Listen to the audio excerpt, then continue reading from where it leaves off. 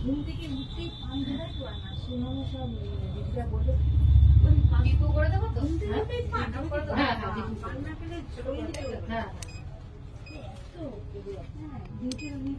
দিদিরাও বলে এত পান ঘুম থেকে উঠে পান করবে আমার মাঝরাতে কেউ পান খায়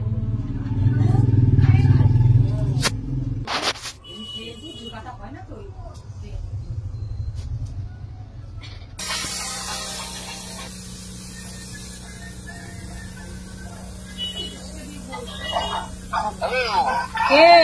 জন শুনছে ভালো তুই বলছিস সবাই শুনছে তুই এসব বলে যাচ্ছিস